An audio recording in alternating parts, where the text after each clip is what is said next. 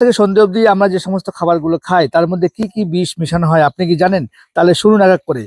দুধে মেশানো হয় ইউরিয়া এবং ডিটারজেন্ট, অক্সিটোসিন ইঞ্জেকশন দেওয়া হয় বিভিন্ন ফল শাক সবজিতে যাতে তাদের আয়তনটা বাড়ে। কস্টিক সোডা মেশানো হয় পনিরে, ইয়েলো ডাই মেশানো হয় মধুতে এবং স্টেরয়েড ইঞ্জেকশন দেওয়া হয় পোলট্রিতে এবং ডিটারজেন্ট মেশানো হয় আইসক্রিমে।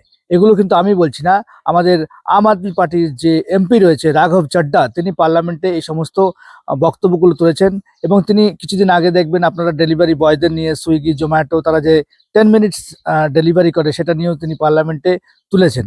এবং এর ফলে কি হচ্ছে না, এই সমস্ত খাবার খেয়ে আমাদের শিশুরা, বয়স্ক মহিলারা এবং বয়স্ক মানুষেরা বিভিন্ন রোগে ভুগছে, ক্যান্সার থেকে আরম্ভ করে হরমোন ইমব্যালেন্স, কিডনি রোগ, তারপরে হচ্ছে বিভিন্ন ধরনের পেটের রোগ তৈরি হচ্ছে। এবং এই সমস্ত ক্ষেত্রে দেখা গিয়েছে, তিনি বলেছেন যে 2014 থেকে 2025-এর মধ্যে যে অডিট করা হয়েছিল তাতে 25% অর্থাৎ 4টের মধ্যে একটা স্যাম্পেলে কিন্তু এই ধরনের অ্যাডাল্টার জিনিসপত্র বিষ মেশানো খাবার পাওয়া গিয়েছে।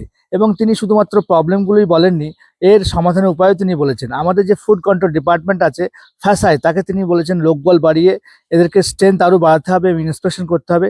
যারা যারা এই সমস্ত খাবারে মিলাবট মেশায়, বিষ মেশায়, তাদেরকে প্রচুর পরিমাণে ফাইন করতে হবে, জেল করতে হবে।